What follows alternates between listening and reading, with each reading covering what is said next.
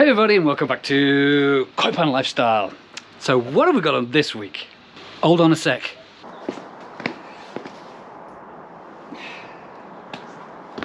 Just round the corner. So this week I've got yet another Kactoily product. My friends at Kactoily, the people that make products to make our lives a little bit easier managing the water in our ponds, have sent me another product. I managed to get hold of another wireless one, but this time it's the 7-in-1, not the 6-in-1, because I'm dead interested in what they're calling it, the ORP, which is, it measures other water parameters that I've never measured before. I just thought it was really interesting because I was doing some other tests on other products for them, and I was seeing this ORP, and I was basically saying to them, you know, can you know, if one has become available, so they've let me have it, bless them. So we're going to fit that a little bit later. It's a lovely little case. Look at that. I think Vince from Twisted Koi had this one in theirs as well. Look at this. It's lovely. It's in there somewhere. Ooh. Anyway, we'll get this out in a bit. We'll get it fitted, and I'll show you what this ORP thing is. You've probably heard of it before, but again, it's something new to me, so can't knock it till you've tried it, can you? Yes, and it's also time for our favourite water conditioner. Time to put into the pond. Fuck. Yes. Fuck. This is going in today. I haven't put it in for ages. I meant to put it in the last video, and then I didn't do any videos last week because I can't remember why. Just so busy with everything at the moment. I tell you what, I've got a little bit of life thing for you to tell you about later on, but that's a little bit later on. Mine's been overworking a little bit, so I need to tell you all about it later. But anyway, so yeah, we're going to put some water conditioner in. We've got FOC available to us today, so we're going to get that mixed, get that in the pond. You know, as you've just seen, spring is literally just around the corner. So so we've got to start making a move now and getting stuff ready. You know, we did all the pre-winter stuff, and we're now still over winter fish. As you can see, we've got Chad coming up there for a little nosy. Not fed him for a little while. The temperatures seem to drop again over the last couple of weeks, just right off. We were scraping car windows a couple of days ago. Pond temperatures back down again, but it's at the right temperature now where I could maybe just put one of these in. I'm going to put it in, see what happens. You know, I'm not doing any cocktails with the Koi Master stuff yet. That's when I get to temperatures 10 and over. But this year I'm going to chuck a dose in just because I can. You know, I've got a couple of bags left to use still, so I'm going to chuck a dose in today and just give the fish a bit of a, you know, a little bit of extra of the minerals and things that these things have. Right, so first of all, let's have a quick look at the new Kactoily product. Same little box. Now this one, like I said, I've done these 6-in-1 parameters before, but this is a 7-in-1, which gives me more parameters to look at, and especially this ORP. You know, it does everything else the other one does. It does your pH, it does your salinity, it does your water temperature, but this is the ORP. So I'm going to get this fitted first, and then we're going to talk a little bit about the ORP. And what I'm also going to do, because I've still got my other one running that I don't know what to do with yet when I finish using that. Do I give it away or something, or do I don't know. Anyway, I'm going to run them side by side and see how this, which is a 7-in-1, runs with the 6-in-1 that I was using before, which is in the garage. So these are both wireless, so I'm going to get them next to each other and see how they both look side by side. Let's go. Right, it's the same as last time. It's got the little box that goes in the water, and it's got the other box that will go in the garage. Now, just a really quick point on this that I've spoken to Kactoily about is with the 7-in-1s, with the ORP stuff, you've got this second monitor, the ORP monitor, in here as well. Now, any of these monitors, apparently, as we go into spring, these will start gunking up a little bit because of just natural stuff happening in the pond. So you have to check these out every now and again. Now the probe for the pH is very delicate. So if you're going to clean the pH one, which I believe is that side, I think, you've got to be really careful how you clean any debris on it, because debris on it will affect the results apparently. Same with the ORP one. Any of these sort of at the bottom of these, really careful if you do have to clean them, so I'm told. I've not cleaned any of mine yet. In fact, I'm going to have a look in the one I've got in now to see if that needs cleaning, and then maybe we'll do it today, I don't know. And hopefully I don't break it. So anyway, we're going to get this in.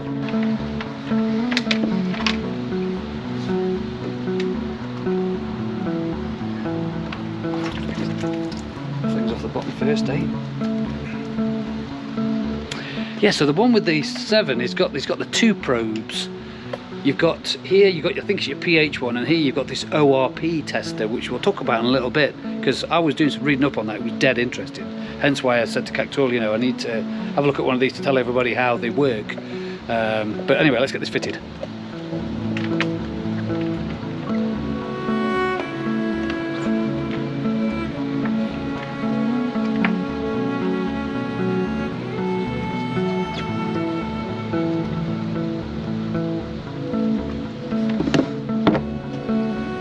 Right, that's in and fitted now, so I'm just going to take my old one out, which is the 6-in-1 wireless, and have a look at them probes at the bottom, see if there's any gunk on them or anything.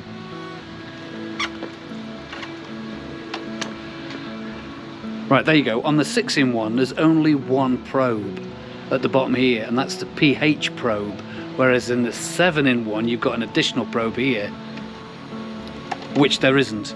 So this is the pH probe, and that is as clear as a bell.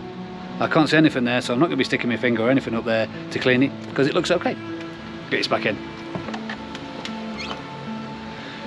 Right, so we're going to get this other unit plugged in the garage, and see how they both go. Let's go. Right, back in the man cave, going to fit the other one next to my original 6-in-1, so we're going to have 7-in-1, and then do comparing of the two, because I've got the ORP thing to talk about. Again, I've got to find out what the ORP means, but I've been reading up on it, it sounds good. So, but Kactoily have always said that whenever you get these, they do supply plugs. However, sometimes these plugs are a bit hit and miss by the sounds of it, so they always suggest you get your own with a USB on, and stick your own little USB. And these are basically, you find them all over the house. You know, when you get a new phone or a new whatever, a new gadget, you get one of these USB chargery things, and so I got them online all over the place. To be honest, I'm starting to run out of them a little bit now. Plugging so many things in. So I'm going to get this plugged in and then see how it works. Right, there it is. 7-in-1. So what we're looking with these is this bit here, that bit there, which is the MV, and we'll talk all about that in a minute. So, you know, we've got a completely different view to this one. So we've got two different ones now, side by side. One's 7-in-1 and the other one's 6-in-1. Right, so let's just settle down a little bit now. So let's have a quick look at ORP, or the oxidation reduction potential. ORP, yeah. ORP is a measurement of the water's cleanliness as a function of the pollution or contaminants in it. So it monitors how good your water is through oxidization, I believe. Again, even a little bit more, comment below. I've watched a few of other people's videos. Up North Koi did a really good long video on more detail on this. So it can monitor things like bacteria, ammonia, nitrite, nitrate, you know, things that don't make your water good. Because, you know, I keep harping on about this.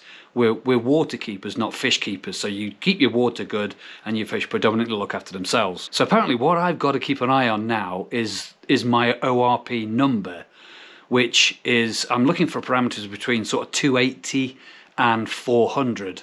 That's kind of like, that's around about the optimal of where you should be. Anything below, you know, when you start getting down to your 150s, then it's not as, it's bad water, and if you go aboves, then it's going to be bad water. So it has different, I can't remember exactly what the above and below were, but I'm going to be looking for between 280 and 400. And mine at the moment is at 320.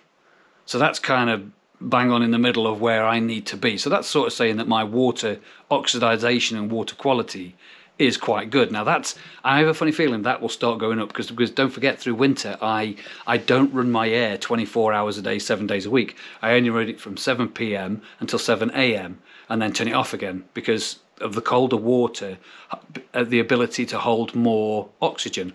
So that's my theory, and it saves me a bit of cash, because obviously we're all very strapped for cash and stuff at the moment with what's going on. So I'm dead interested now in I'm hoping I don't get a bit paranoid about this measuring of ORPs now, because, you know, I now have a better idea of a water quality.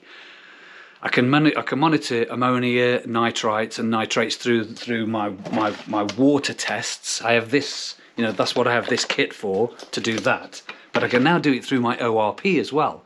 So I've got a number of different ways to monitor how good my water is, because I've got to make sure the water is the best I can provide for my fish. So I've still got a few things to do outside now. It's getting late now, so let's crack on to tomorrow. Let's go.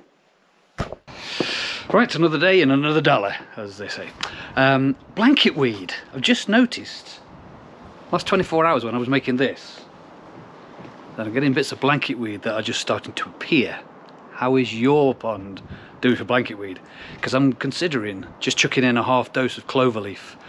You know, before now I've done the trials where I've managed to fit just half a dose in of blanket weed, and it's worked quite well instead of doing a full dose and wrecking my filters. So I'm thinking about a quarter dose this time and see if that'll do it. The only thing is, the less you chuck in, obviously the longer you've got to wait for it to do what it's got to do. But you've got to be patient with that stuff. That the thing with cloverleaf is you put it in and you've got to wait for ages for it to actually take effect, and then do the business of killing off your blanket weed. And then you get the black stuff that sticks around as well. There's a lot of the organic, the waste stuff that's on the walls of your pond that dies off as well, because it basically kills anything organic in your pond, all your vegetation stuff. So yeah, so you get the black stuff on your pond as well, and I'll post a video up here, yeah, at the end, of when I had to deal with the black stuff. Interesting video that was. So yeah, blanket weed, I'm just iffing and butting. So something else I wanted to show you as well. In one of my last videos, we were talking about containers, and you know, the big blue ones you can buy. I think you got like an 80 centimetre one for like £45. The big blue ones are quite expensive. If you can't afford those, you know, I've just bought myself a replacement. My other one had cracked, so I've been out to one of my local hardware stores. Guess we get them from hardware stores. Call them hardware stores in Stoke. 62 litre. This is just a box with a lid, so nice and plastic lid. What I'm going to do as well is I'm going to measure the different levels, so 1 litre, 1 gallon, 2 gallons, 3 gallons, or litres or whatever, so that if I'm doing a salt bath with the fish, I know how much water to put in for the salinity, because I usually do 3 ounces to the gallon of water when I'm salt bathing or bathing, whatever you want to call it, a fish. So yeah, I don't salt the pond. In fact, that's something I've been thinking about. Should I ever go at salting the pond? I think I'm going to do it. I'm going to do it at this time of year, maybe next year. I don't know. I might try it this year. Who knows? So yeah, so I'm going to. Yeah. Look at that. You know, 80 centimetre around. Fed a decent sized fish in that. Measure it. Oh, the sticky tape. You know the tape you get in the bottom there. Somebody said they can get hold of the tape, so I can stick my own measuring tape in there. And so I've got one of those as well. If anybody knows where you can get them from, please stick them in a link below for me, please, because I've had a look around. There's just so many different ones, ranging from sort of like £9 upwards, or I don't know. If anybody bought one, stick them on your own bowl. Could you let me have the link, please? That'd be ace. Thank you very much. I don't use these a lot, to be honest. So I suppose if I used it every day, I'd get an expensive one, but for the amount of times I use it, I don't bother. Right, folks, it's time to fuck the pond. What?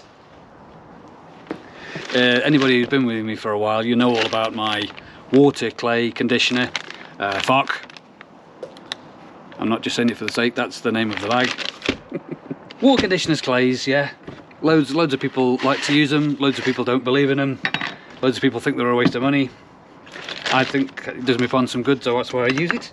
Loads of different types of water conditioners and clays that you can use for your pond. The main thing it's doing is replacing minerals and all that kind of stuff that a lot of the water companies take out. I find with this product, you only need a couple of scoops and it clears a lot quicker.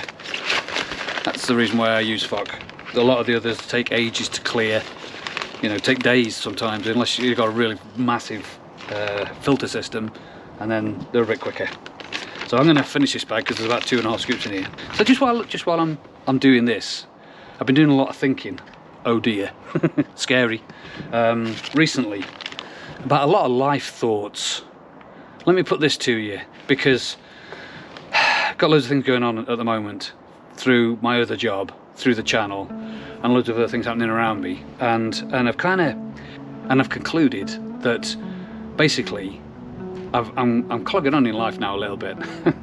I'm 56 years old on the 24th of March, and I'm coming to the feeling now that When you think about it, when you're younger, you're quite time rich, but money poor. And then the older you start to get, it sort of switches around a little bit, where you become kind of money richer, but very time poor.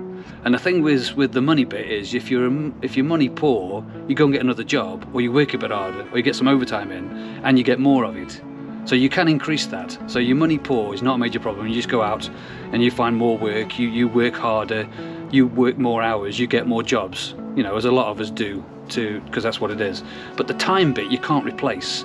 So, you know, as time skims by and you get older, you kind of become a lot more time poorer, to the point where, and this is how deep I've been going with these thoughts, is how much time when you get older are you spending wisely? So for example, I'm nearly 56 years old, and potentially I have, if I'm really lucky, maybe another 20 years.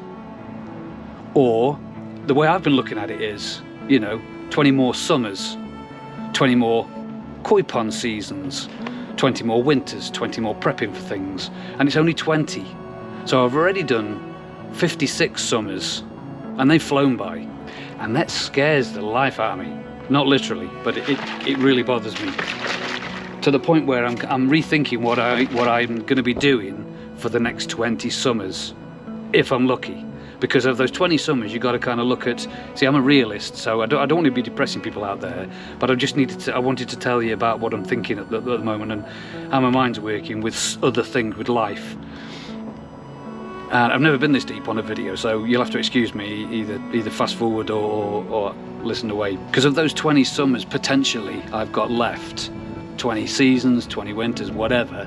You know, how many of those am I going to be within health to be able to do stuff like I'm doing now? You know, I'm looking after the pond, I'm walking the bear, and I'm out motorbiking up mountains and things. You know, this video here that I took of me trying to get up a mountain on a motorbike, and you know, how many of those 20 I haven't got 20 of them left.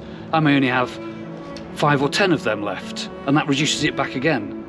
I don't know. I wanted to share my thoughts with you on this, you know. I don't know, what do you think? Am I going too deep? Jesus. So yeah, interesting stuff. So you're going to see some changes, and I'm going to see some changes in my lifestyle and what I'm doing at the moment to make better time of what time, because you can't get time back. As time tick-tock, you know, in these last few moments I've been talking to you now, I'm never going to get that back. I need to be better at how I spend my time, because at the moment I'm doing lots of jobs and channels and things, and I need to enjoy more of them, because some of them I feel like I'm just doing, not this, I love doing this channel, I love producing these for you guys and girls out there and people, but there's other things I do that I do because I have to, or I do because it's just a job, and if it's just a job, then I need to change that. So it's time to fuck the pond. Anyways, I just thought I wanted to speak. I wanted to let you know that, because you know, it's really strange how I can kind of stand here and talk to a camera, and I feel like I'm talking to everybody out there that watches my channel. So thanks for listening. Hey dear. And let's get that pond fucked. Right, there we are. The fuck is in. Oh dear. I'll tell you, one day I'm gonna trip up with these, the name of this product is, and get myself in trouble. But not today. So, fuck's in. I don't, to be honest, and like I've said in the past, I don't usually do this through winter, but I do 1 or 2 doses because I can, but I wouldn't do it all the way through the winter. I usually stop this in a sort of October time when the temperatures start dropping off, and the feed drops off, because it's really good at giving the fish better appetite. It's really good at replacing minerals and things from the water that the water companies take out. It flocculates, so it grabs a lot of the waste material and chucks it into your filters. It does a number of things that I like to do in my pond. Some people don't believe in them, some people just believe in just them and think that you should use them all the time, where, you know. So anyway, I put the video up here of what I've said over winter, and another video up there of what I said earlier on comment.